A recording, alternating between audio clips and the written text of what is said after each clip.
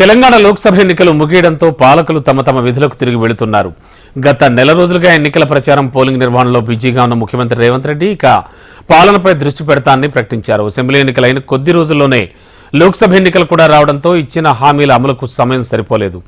సంక్షేమ పథకాల అమలుతో పాటు రేవంత్ రెడ్డి కోసం చాలా సవాళ్లు ఎదురుచూస్తున్నాయి.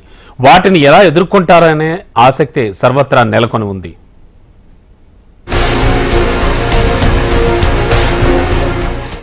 తెలంగాణలో పార్లమెంటు ఎన్నికలు ముగియటంతో ఇక పరిపాలనపైనే దృష్టి పెడతారని తెలిపారు ముఖ్యమంత్రి రేవంత్ రెడ్డి. అసెంబ్లీ ఎన్నికల్లో పలు జనరంజకమైన హామీలు ఇచ్చి అధికారంలోకి వచ్చారు రేవంత్ రెడ్డి. సీఎం అయిన కొద్ది రోజుల్లోనే లోక్సభ ఎన్నికలు ముంచుకొచ్చాయి. దీంతో నోటిఫికేషన్ వెలువడిన నాటి నుంచి రేవంత్ రెడ్డి బిజీ అయిపోయారు. అభ్యర్థుల ఎంపిక నుంచి పోల్ మేనేజ్మెంట్ వరకు రేవంత్ కాళ్లకు బలపం కట్టుకుని రాష్ట్రమంతటా తిరిగారు. సీఎంగా, పీసీసీ చీఫ్ గా పార్టీ అభ్యర్థులను గెలిపించుకోవటం రేవంత్ రెడ్డికి పెద్ద బాధ్యతగా మారింది. ఒక దశలో లోక్సభ ఎన్నికలు తన 3 నెలల పాలనకు రెఫరెండం అన్న ప్రచారం కూడా జరిగింది. దీంతో పార్టీ అభ్యర్థుల్ని గెలిపించుకోవటం రేవంత్ రెడ్డికి అన్నింటికంటే ప్రాధాన్యమైన అంశంగా మారింది.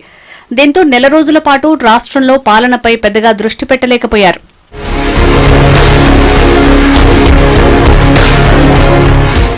తెలంగాణ ముఖ్యమంత్రి కోసం రాష్ట్రంలో పలు సమస్యలు ఎదురుచూస్తున్నాయి.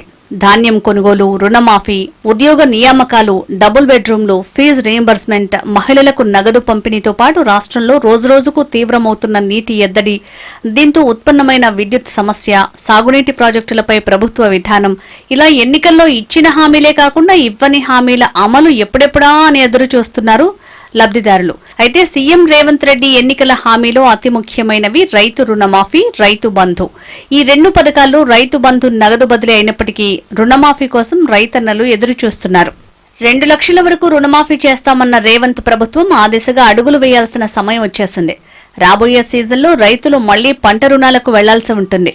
2 లక్షల రూపాయల వరకు రుణమాఫీ చేస్తామన్న రేవంత్ ప్రభుత్వం ఆ దిశగా అడుగులు వేయాల్సిన సమయం వచ్చేసింది. రాబోయే సీజన్లో రైతులు మళ్లీ పంట రుణాలకు వెళ్లాల్సి ఉంటుంది. ఆలోగా రుణమాఫీ జరగాలి అంటే దానికోసం పెద్ద మొత్తంలో నిధులు కేటాయించాల్సి ఉంటుంది. అయితే రైతు రుణమాఫీ కోసం ఎఫ్ఆర్బీఎం పరిధిలో లోన్ తీసుకోవాలని ప్రభుత్వం భావిస్తోందని, రైతులకు గిట్టుబాటు ధర కల్పించనున్నట్టు మీడియాతో చిట్చాట్లో ముఖ్యమంత్రి వెల్లడించారు.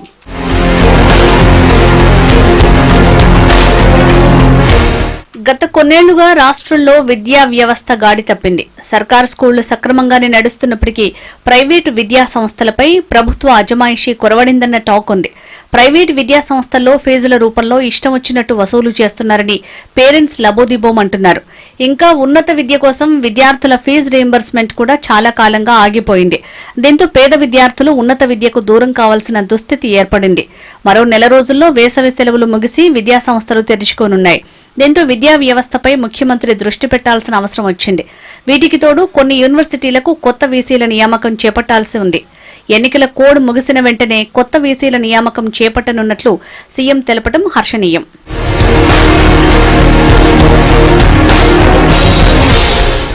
విద్య, వైద్యంతో పాటు సీఎం ఎదుట ఉన్న సమస్యల్లో వ్యవసాయం కీలకంగా మారింది. స్టేట్కు ఏం కావాలో వాటిని లిస్టు చేసుకుని రైతుల నుంచి వచ్చేలా చూస్తా అని ముఖ్యమంత్రి రేవంత్ హామీ ఇచ్చారు. అంటే సామాన్యులు కొనుగోలు చేసే 9 వస్తువులు రైతుల నుంచి కొనుగోలు చేసి ఇవ్వాలని ప్రభుత్వం భావిస్తోందని, వాటిని రేషన్ దుకాణాల ద్వారా పంపిణీ చేయనున్నట్టు సీఎం ఆలోచన. ఇంకా రేషన్ షాపుల్లో సన్నబియ్యం పంపిణీ చేయాలని ప్రభుత్వం ఆలోచిస్తున్నట్టు సమాచారం. ఇది కొంత కొత్త ఆలోచనగా ఉన్న ఆచరణలో పెడితే మాత్రం అన్ని విధాలా ఉత్తమ ఆలోచనే అవుతుంది. రైతుల నుంచి కొనుగోలు చేయటం ద్వారా అన్నదాతలకు గిట్టుబాటు ధర లభిస్తుంది. అదే సమయంలో ప్రజలకు సరసమైన ధరలకు నాణ్యమైన వస్తువులను సరఫరా చేసినట్టు అవుతుంది. అయితే ఈ సమస్య ఎలా పరిష్కరిస్తారు అన్నది ప్రభుత్వం ముందున్న పెద్ద సవాలే. ఇంకా రైతుల దగ్గర తడిసిన ధాన్యం విషయంలో వెంటనే చర్యలు తీసుకోనున్నట్లు సీఎం తెలిపారు. ఇక నుంచి ఆకస్మిక తనిఖీలు కూడా ఉంటాయని, గోదావరి జలాలను హుస్సేన్ సాగర్, హిమాయత్ సాగర్ కు రెగ్యులర్ గా వచ్చేలా కార్యాచరణ రూపొందించనున్నట్లు ముఖ్యమంత్రి చెప్పడం నగరవాసులకు చల్లని కబురు చెప్పినట్టయింది.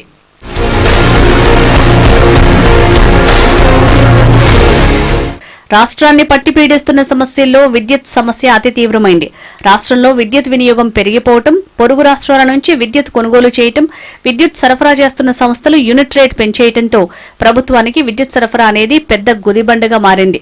రైతులకు ఉచిత విద్యుత్ ఇస్తూనే మిగతా అవసరాలకు కొరత లేకుండా చూసుకోవటం, విద్యుత్ కోతలపై ప్రతిపక్షాల నుంచి విమర్శలను తిప్పికొట్టాలంటే విద్యుత్ విధానంపై కూడా సీఎం రేవంత్ రెడ్డి విస్తృతంగానే ఆలోచన చేయాల్సి ఉంటుంది.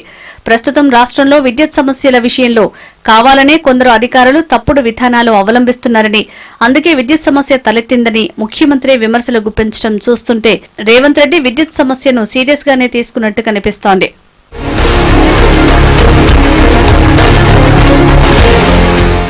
100 సంవత్సరాలకు కావలసిన ప్రణాళిక అందించడమే నా లక్ష్యమన్న సీఎం మండలాలు, రెవెన్యూ డివిజన్లను క్రమబద్దీకరణ చేయడంతో పాటు జిల్లాల ఏర్పాటు ఉంటుందన్నారు.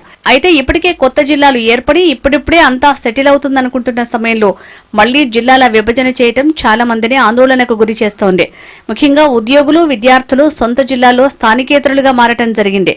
మళ్లీ కొత్త జిల్లాల ఏర్పాటు ఎటుపోయి ఎటు దారి తీస్తుందోనన్న ఆందోళన తలెత్తుతోంది. సీఎం ఎదుట ఉన్న మరో అతి ముఖ్యమైన సమస్య పేదవాడికి సొంతింటి కల. ఏ ప్రభుత్వం వచ్చినా ఈ కల అందని ద్రాక్షలాగే మారింది.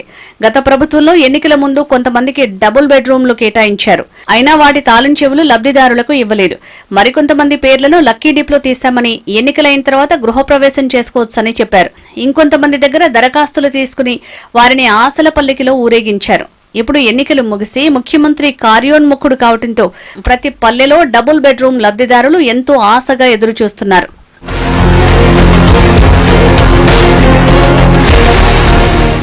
కొత్త ముఖ్యమంత్రి ఎదుట ఉన్న మరో సమస్య సాగునీటి ప్రాజెక్టులు. సీఎం సొంత జిల్లా అయిన పాలమూరు జిల్లా కొద్ది దశాబ్దాలుగా సాగునీరు లేక అల్లాడింది. అలాంటిది సొంత జిల్లా బిడ్డే ముఖ్యమంత్రి అయితే జిల్లావాసుల ఆశలు కూడా ఎక్కువగానే ఉంటాయి. దీనికి తగినట్టుగానే పాలమూరు ఎత్తిపోతల పథకాన్ని పూర్తి చేయడంతో పాటు పాలమూరు జిల్లా అభివృద్ధికి కృషి చేస్తానని ముఖ్యమంత్రి తెలపడం రైతుల్లో కొత్త ఆశలు చిగురిస్తున్నాయి. ధరణి సమస్యలతో ప్రజలు ఇబ్బందులు పడుతున్న నేపథ్యంలో ధరణి కమిటీతో చర్చలు జరిపి సమస్యలపై ప్రభుత్వం చర్యలు తీసుకోవాల్సిన అవసరం ఉంది. ఇన్ని సమస్యలను రేవంత్ రెడ్డి ఎలా తీర్చనున్నారు? ఇందులో ఎదురయ్యే సవాళ్లను ఎలా ఎదుర్కొంటారోనని రాష్ట్ర ప్రజలు ఆసక్తిగా ఎదురుచూస్తున్నారు.